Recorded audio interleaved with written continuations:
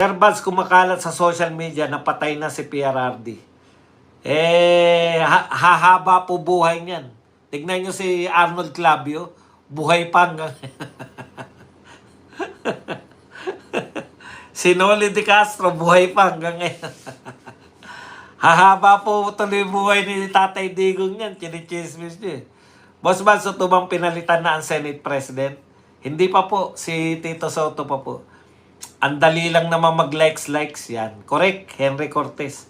Vance Vlog, nalugi ba sila Boss Bad sa panahon ni Tatay kaya galit na galit sila sa mga Duterte? Tama po kayo. 6 years, wala na hita. Magandang umaga, Sir Buds. Rolls Brandon Reyes. Si Utu Soto, dating bida sa mga pelikulang comedy, ngayong kontrabida na sa totoong buhay. At dinamay niya pa yung kanyang...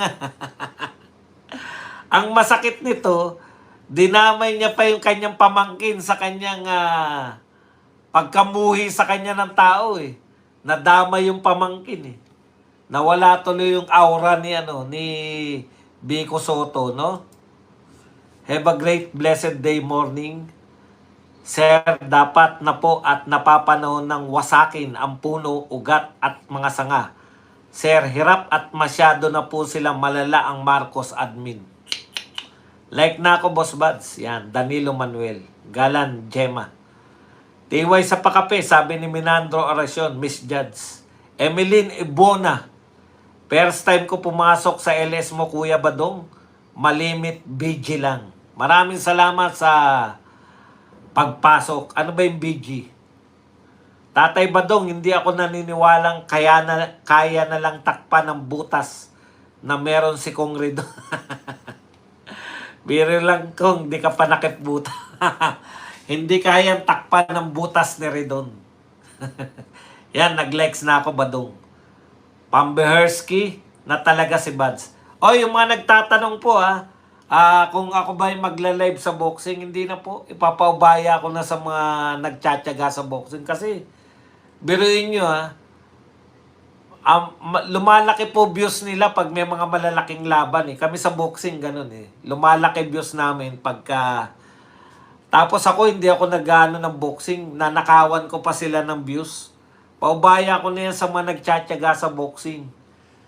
Nabitin tayo, Sir Bas. Nalilito na ni BBM ang mga tao. Boss, mag-live ka mga Canelo Crawford. Hindi po ako magla-live. Manunood po ako. Pero hindi po ako magla-live. Hindi rin nag-isip si Biko para nakakaduda tuloy na bati-bati, bait-baitan. Hindi naman. Alam niyo si Biko Soto, ano siya yung bagito nga, di ba? Tapos first time niya na may kumontra sa kanya, first time na may nanira. Hindi siya yung pure politics na na pag wala akong gagawin sa'yo, dapat wala ka rin gagawin sa akin. Parang ganun hindi ganun ang politika eh. Malikot ang kamay ni Tatay Badong. Correct. Kung always pabebe tayong mga Pilipino, walay, lulubugin tayo baha kung ano-ano pang kurakot. Sabi naman ni Agnes Bombita. Ano talaga tayo eh. Yan ang katangian natin na kaya tayo nagsosurvive. Yan din po yung katangian natin, kaya tayo naaabuso. Yung pagiging masayahin po natin, di ba? Napakasaya po natin, ninanakawan na tayo, gagawin lang nating katatawanan. Yung ginagawa ni Bitoy, di ba? Gagayahin lang, tapos tatawa na tayo. Tapos makakalimutan na nating galit natin. Parang kasi ang ugali ng Pilipino, pag kinantsawan na natin si Tito Soto, si Martin Romualdez, si Saldico, parang yun na, nakabawi na tayo sa kanila eh. Kultura din eh, di ba? Kaya ang hirap nating Idol, Buds, di na tayo makatayo sa sariling atin, napaligiran na tayo ng mga sindikato.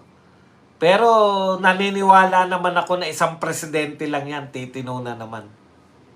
Ayan talaga paniniwala ko. May Alzheimer's na daw si PRRD. Sa Luneta ang rally, pupunta daw si Bisdak at KPL. Ako po, pupunta po ako ron sa Luneta, yung 21. Malaking rally po yun eh. Kasi mga hip... Kaming mga hip-hop po. Pupunta talaga kami mga hip-hop dyan.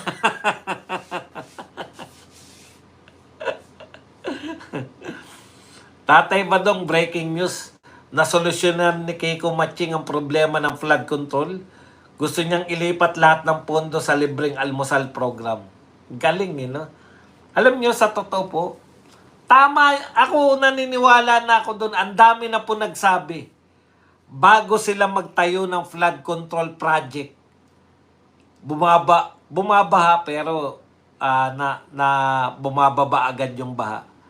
Pero after na makapagtayo, kaya posible yun eh, posibleng tama yun eh, na instead na, dalawa yan eh, di ba? Kung kinukulong nyo yung ilog, hindi kaya yung papunta naman na tubig sa ilog ay hindi hinarangan nyo rin.